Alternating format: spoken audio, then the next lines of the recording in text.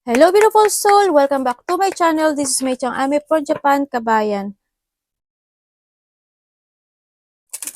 May magtatapos. For something lost. Aquarius, this reading is for you. December 29 to 29, 2024 to January 4, 2025. Tingnan natin. Baka sakaling may magbago na, no?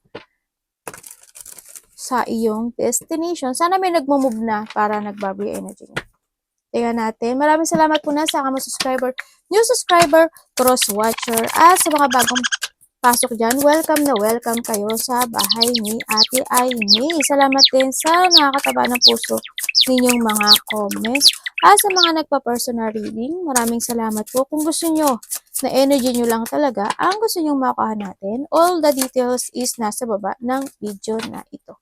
Dito sa general reading, Aquarius, kunin mo lang ang sayo at itapon ang hindi sayo. Maaring ito is a vice versa. Energy mo, energy ng person mo, o energy ng malapit sa puso mo. Nangyayari, or, oy, may clover ka. Nangyayari, or mangyayari pa lang. Use your own intuition, lawakan natin. O, diba, meron kang 8. Tapos katabi pa siya si clover. Ibig sabihin, there's a luck. May abundance ka mariisip. May isang sitwasyon sa'yo sa buhay mo na magtatapos, no? Sa nakita ko dito.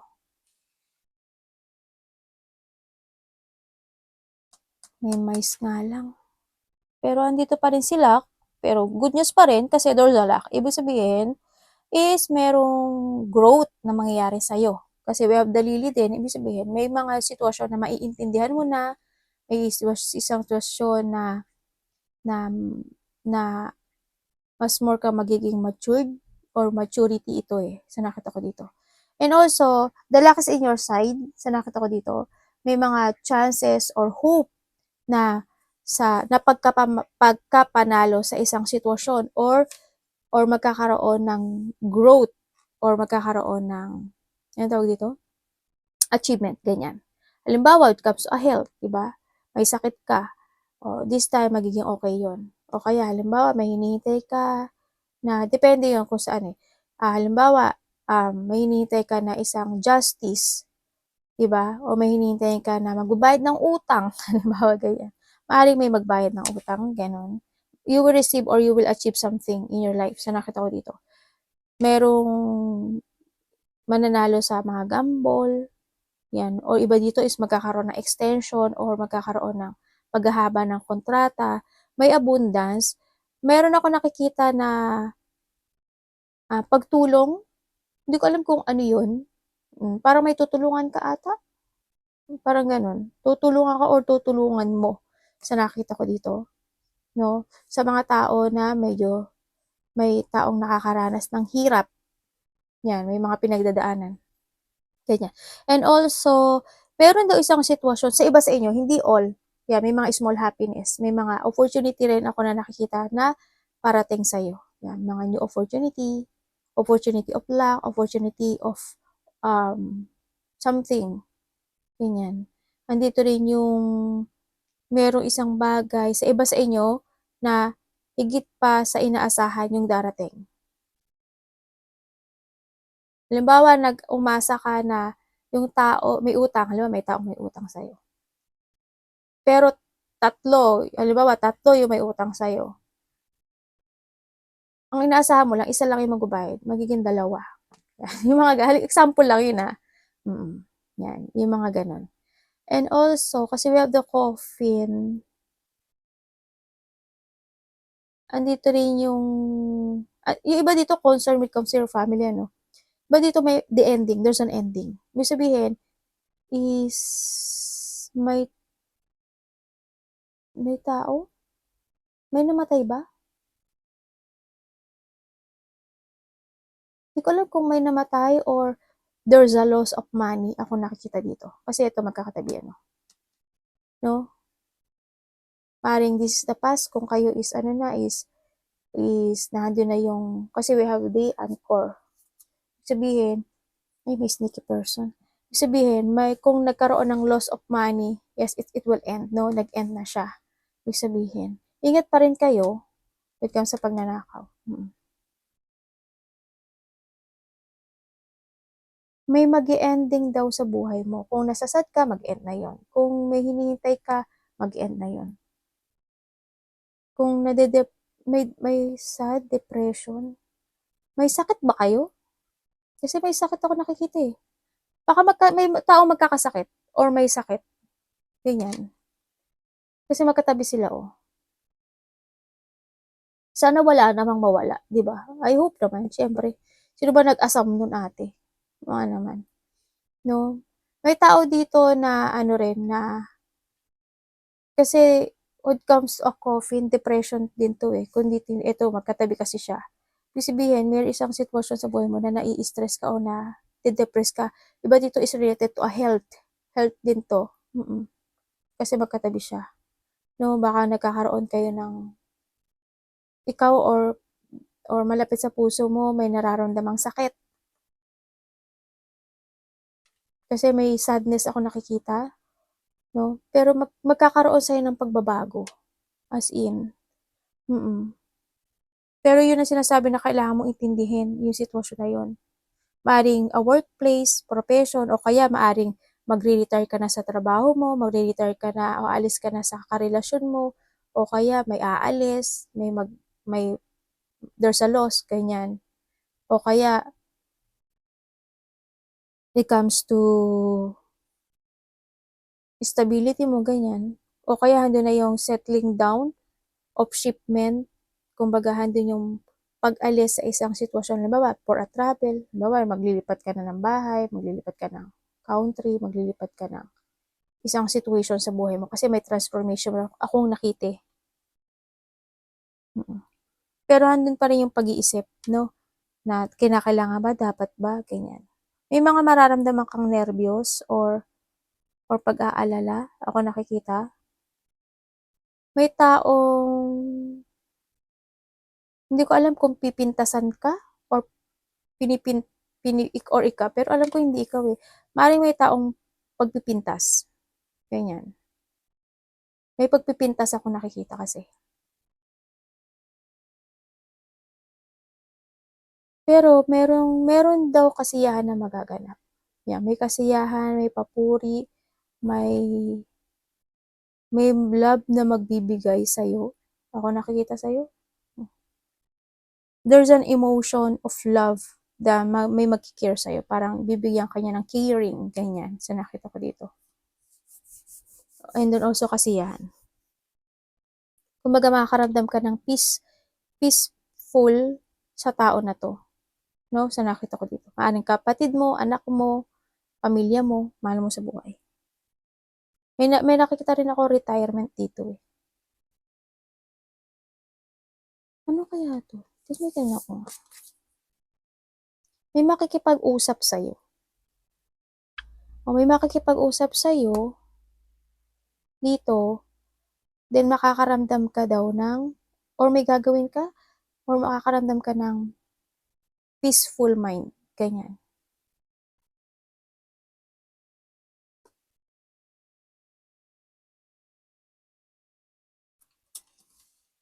Pare may pagtulong talaga ako nakita. Kasi magkakatabi siya oh. Ito pa magkakatabi yan. May pagtulong na mangyayari. Tutulungan ka o tutulungan mo. Ganyan. May pagbabago mangyayari sa iyo. Maring may paglalayag. Paglalayag talaga ate.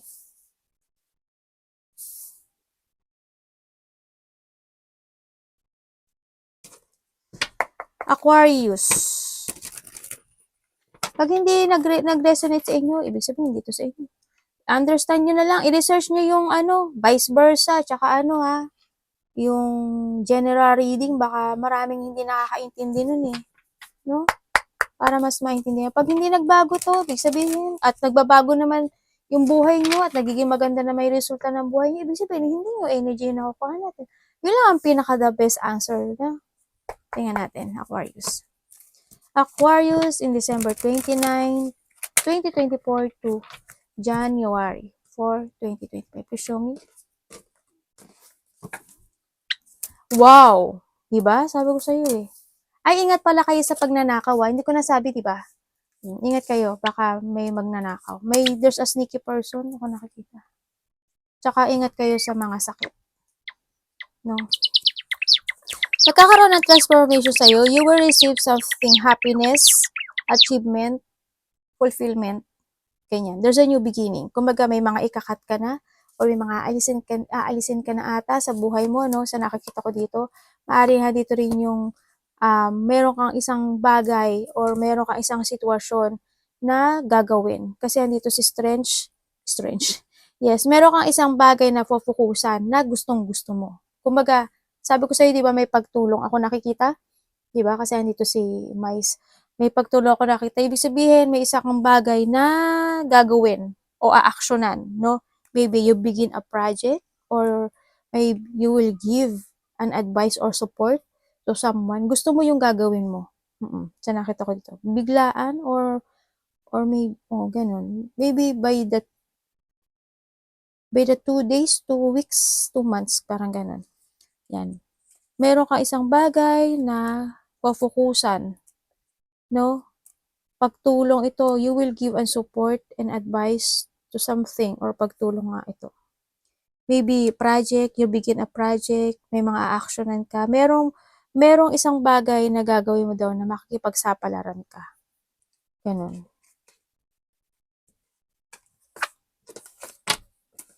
Kumbaga, you will jump to yung magte-take a risk ka ata sa isang bagay na sitwasyon. And also, handun yung situation na may mga exciting kang mararamdaman na gusto mong gawin yun. Andun yung energy, andun yung energetic. Andun yung energy mo dun sa sitwasyon. Okay, nakakita ko dito, yes, there's a decision making, or may tatahakin ka na direction this time. Kumbaga, handito na yung sitwasyon na you're thinking to make a new direction, to start a new direction in your life, kasi alam mo sa sarili mo na yung sitwasyon na meron ka or yung mga pinagdadaanan ka isang sitwasyon na hindi yan mag-work sa'yo. You will start to focus to yourself, sa iba sa inyo, kasi medyo tagilid yung iba, na nakita ko dito, kasi nakapokus pa rin kayo sa direction nyo na meron kayo sa ngayon, no? Kumbaga, nahandoon yung emotions, no, na maaring may tao dito na nagsisinungaling. There's a liar, dishonest, sneaky person, manipulative. May betrayal tayo nakikita. Kaya nakikita ko na nalulungkot ka, no? You're hiding something also.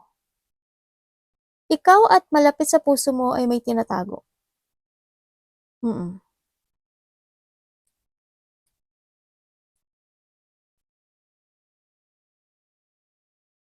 Makakaramdam ka daw ng masakit ang ulo mo, paa mo, or magkakaroon ng...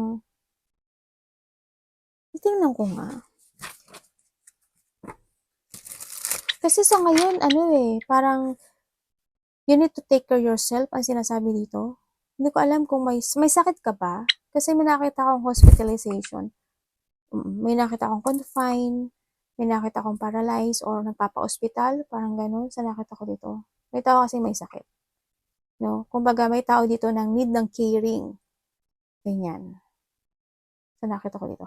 Anak, baba mo na. Tingnan, patingin. Yan. Dito ka sa balikat ni mami at mag-aano si mami. Tingnan ko nga. Hala, hindi na natapos itong aking tagal naman ang upload ko. Dali lang ha. Si ate, kasi karoon nito. Si ate, doon pa sumabay sa amin. Bilisan nyo na lang dyan, may speed naman dyan. Tingnan natin si Wheel of Fortune. Anong pwede po namin universe malaman kay Will? Anong dapat namin malaman? Kay Wheel of Fortune. Please show me, universe. Tama. Oh. About saan po? About saan siya?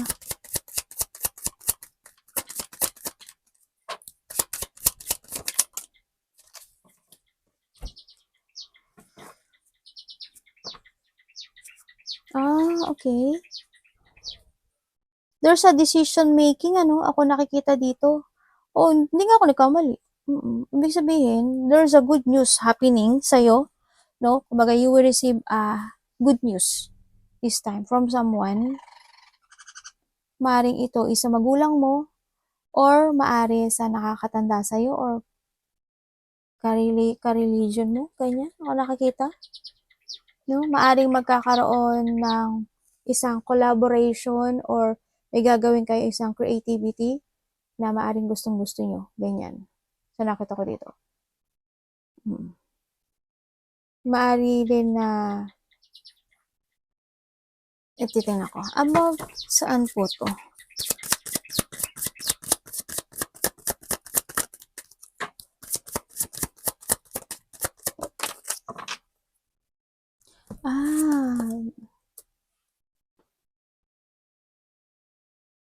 Meron daw isang idea ako na nakikita na gagawin mo, no? May idea ka daw na gagawin, either a project, or a pagtulong, or you will give an advice, ganyan. Ako nakikita dito. Yan. Parang gagawin mo siya, no? May bago ka daw gagawin, parang ganun. Siguro within a month, or within 2 months, ang nakita ko dito. A week to week or 2 months, ganyan ang nakikita ko. Para may gagawin ka daw na isang bagay na project or idea na target mo yun. Parang ganun. Kasi andito yung maaring ikaw is nagsisilbi sa simbahan, nurse, healer, teacher, lawyer, tagapayo, ano pa? Yung maraming tao, nurse, ganyan. Ano pa ba? Basta parang andito ka sa sitwasyon mo na nakakapagpa-heal ka ng isang nararamdamang tao. Ganyan. You will offering something, happiness sa tao, sa situation, or parang ganun nakikita ko eh. May gagawin ka raw. Yan may sun nga eh. Di ba? Sabihin, gusto mo itong gagawin mo. Gusto mo, parang may aalagaan ka o may tutulungan ka. Parang may travel ako nakikita sa'yo. May tutulungan ka ata. Yan may mga mahalagang bagay. Ang dami mong aces. Ang ganda.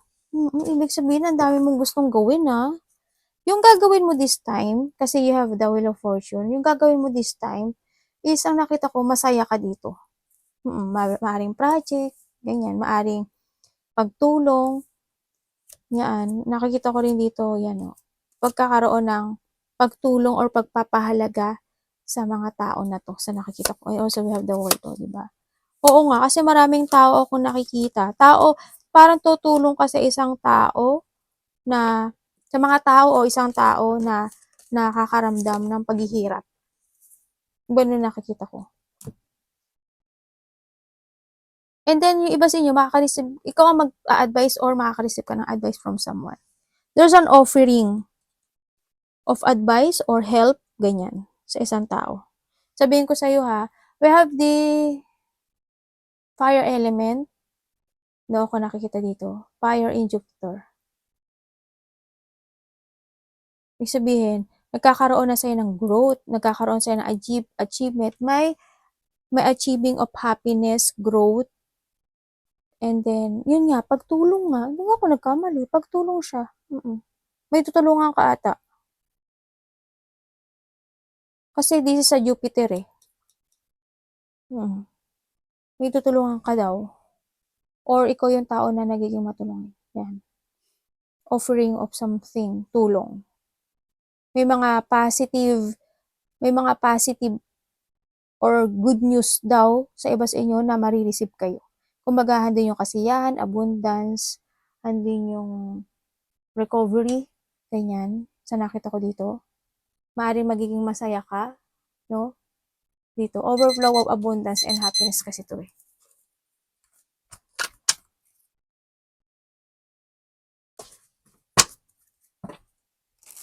Yung iba dito is a romantic situation, no? Yung iba dito maaring may tao na magbibigay sa'yo or mag-o-offer siya sa'yo ng commitment or love. Yun ang nakita ko.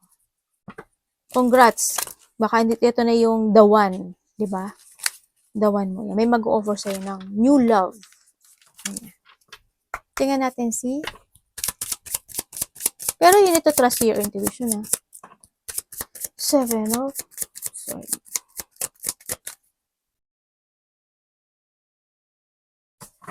Seven of Swords, please show me.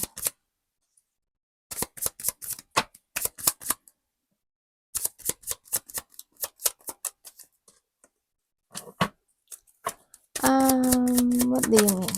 Ano?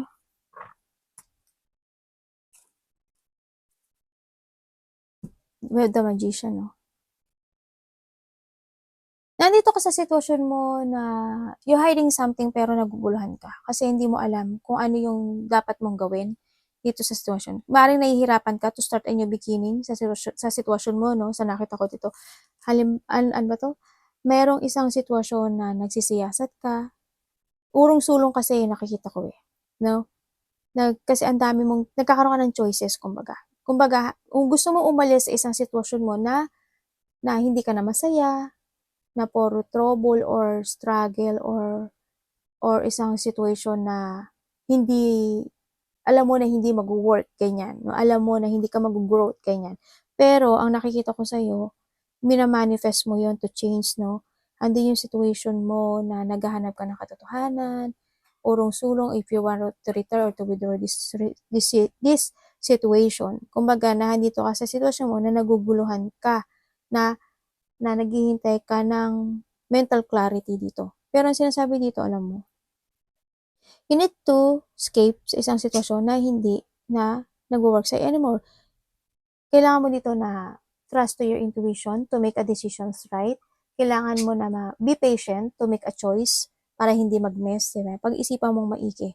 Kailangan dito ng strong. Kailangan mo maging strong at kailangan mo magkaroon ng mental clarity, kumbaga. Have strength, and syempre, take it action. Syempre, kung hindi ka mag-action at maghihintay ka lang mahulog ang bayabas sa taas, diba? At manifest ka lang ng manifest, at wala ka namang ginagawa, at nakaupo ka lang, at hindi ka nag-action, ay napakahirap nga yan. Diba? Mahirap yun. Kailangan mo mag-action, diba? Para magkaroon ka ng transformation. Kailangan mo dito na magdesisyon or magkaroon ka ngayon ng level up sa sarili mo. Diba? Nandito ka kasi sa pag-aalala or handun ka na nai-stress ka sa isang sitwasyon mo sa buhay mo. Ikaw ang gagawa nito. Don't manifest kung ikaw rin hindi ka nagkikilos. Kasi may mga opportunity naman dumarating sa'yo. You need to trust lang talaga sa intuition mo. You need to start to focus to yourself. No? Sa nakita ko dito.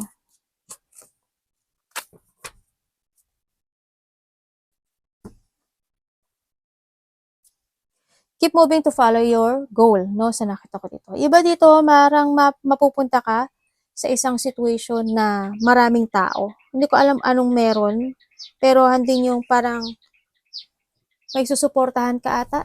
Kasi dito pa lang nakita ko na eh. Parang may susuportahan ka. Parang handin yung maraming tao siya. Marami siyang tao sa nakikita ko dito. Parang you're taking a responsibility with something na handun yung dedication mo dun sa goal na yun eh, sa nakikita ko. May mga susuportahan ka raw. May mga tutulungan ka nga oh, di ba? Ay, abo na. Maaaring iba dito mga bata or parang ganun. May tutulungan ka. Maaaring mas bata to sa'yo. And then, sa iba naman sa inyo is anak, baba. Anong mangyayari dito? Tatanong ko ha.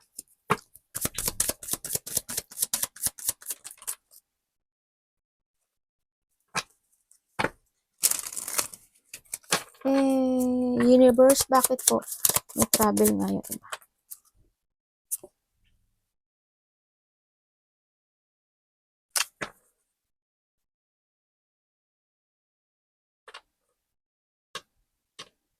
may mga ano, no, may mga situation na medyo magiging mabagal. Hindi naman siya totally mabagal, pero magkakaroon siya ng konting delay or mabagal na isang sitwasyon sa buhay mo.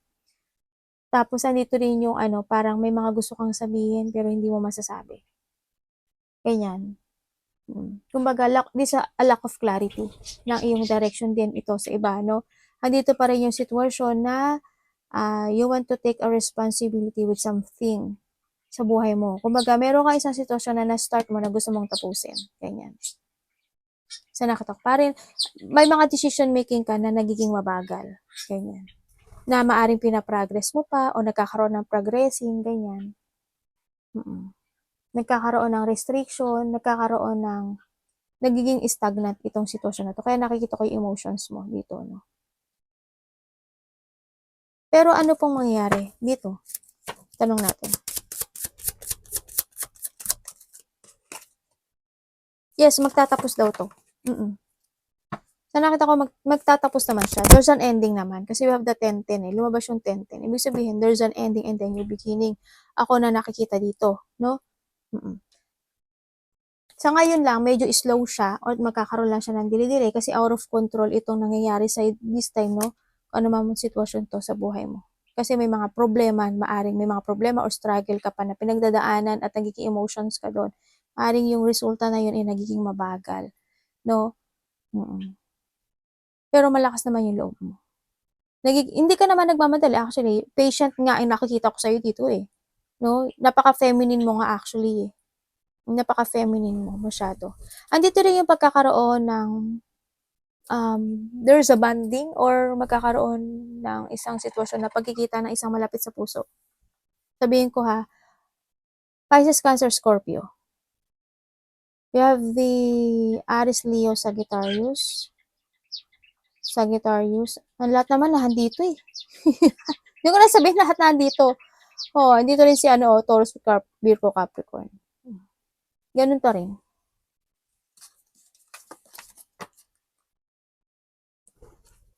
Tingnan natin.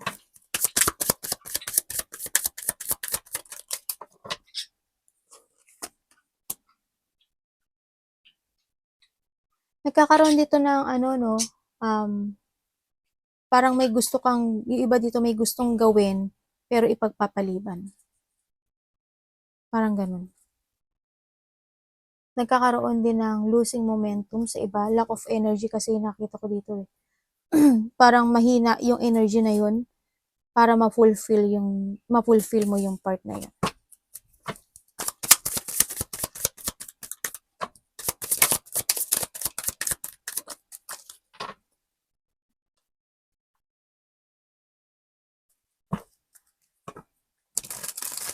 Pwedeng malaban ko po about saan itong sitwasyon na to.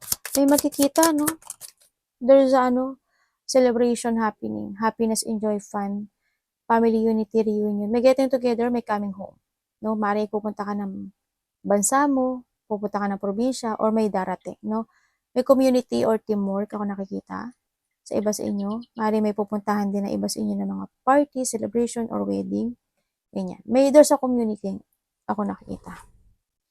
Oh, okay. Okay, nagkakaroon ng frustration, no? Yes, there's a frustration ako nakikita dito. Maaring ikaw, sa trabaho mo, sa family mo, or sa pera mo, no? Nagkakaroon ng frustration. Or nahandito rin yung situation na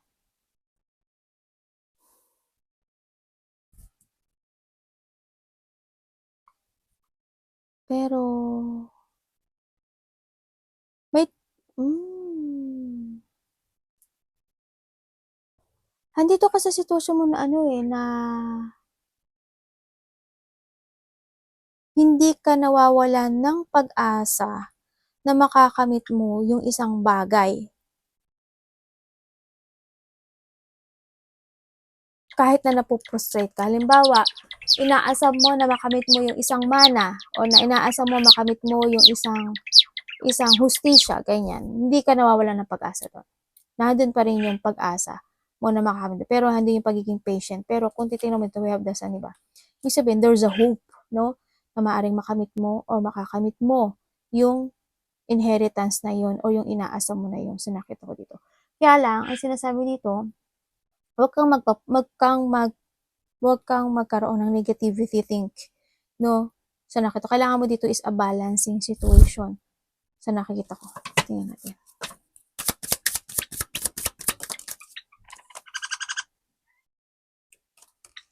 Bakit po?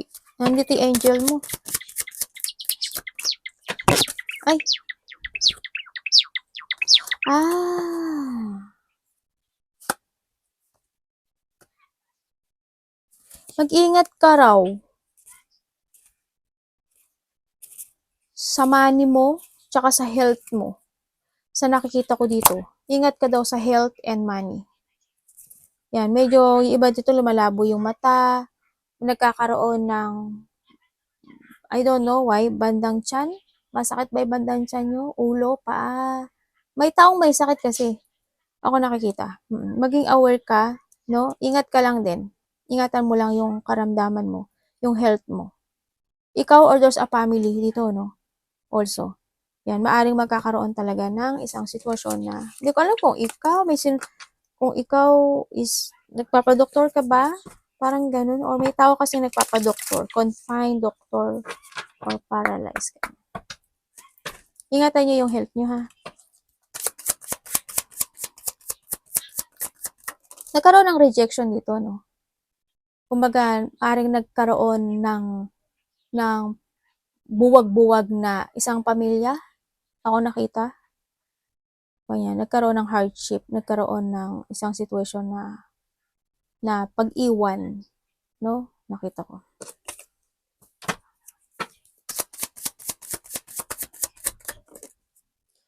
Uy, may bagong pag-ibig. Yes, there's a new beginning of love. Or, andito yung sitwasyon na attraction. Mayroon kang admirer. May taong may na-admire sa'yo. Pero ba't ganun? Parang nakikita ko yung tao na yun may family. Maaring may involve ka sa isang tao na pamilyado din. Or may karelasyon. Ingat ka. No? Kasi may tao daw na magsisinungaling sa'yo.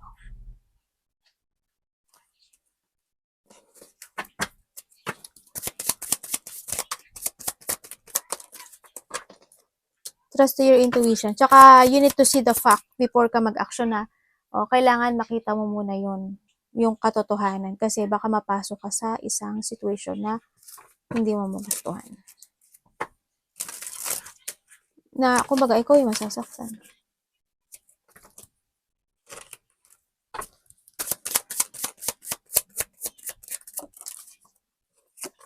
Tapos na to.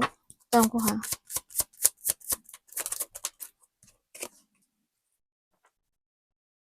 Okay. Ibig sabihin, yung iba sa inyo, nai-stagnant kayo ngayon, ano? Kasi andun yung sadness. Kasi may hinihiling kayo na pagbabago. Or hinihiling nyo yung renewal mo this time, kumbaga. No, nakita ko na nahandun din yung sadness mo.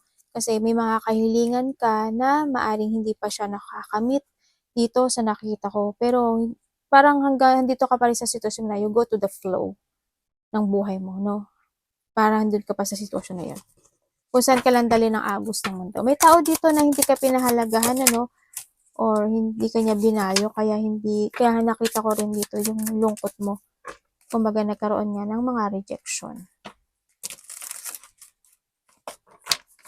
May taong bitter, may taong makasarili or sarili niya lang iniisip niya. May tao na nagpabaya. Makakaramdam ka raw ng katamaran. I don't know why. Siguro, katamaran of because of siguro yun, pagod or kung may nararamdaman ka when it comes to your health, ganyan, baka ganun, no? And then also, nakita ko naman sa'yo na, yes, you have the 9 of Pentacles. Ibig sabihin, kung ano yung sitwasyon na to, kailangan lang daw dito ng disiplina. Kailangan dito and also we have the Star, diba? May trouble yung iba. Kailangan dito daw na pag-aalaga ng sarili. Kailangan mo disiplina, alagaan mo yung sarili mo, protektahan mo yung sarili mo. Kailangan dito na tiwala. Siyempre, renew your faith, no? And kailangan daw dito na you need to create again yourself, trust to your intuition, and also maybe you will receive something text or messages from someone. Ako nakakita dito. Maaaring itong ikaw or siya is or magte-text ganyan. Tao na medyo in a distance. Ganyan. Ang nakita ko dito. Maaaring kamag-anak mo, kapatid mo, anak mo, ganyan. Bata. Maaaring bata to sa iba. Mas bata siguro sa'yo. Arigatou namaste, God bless.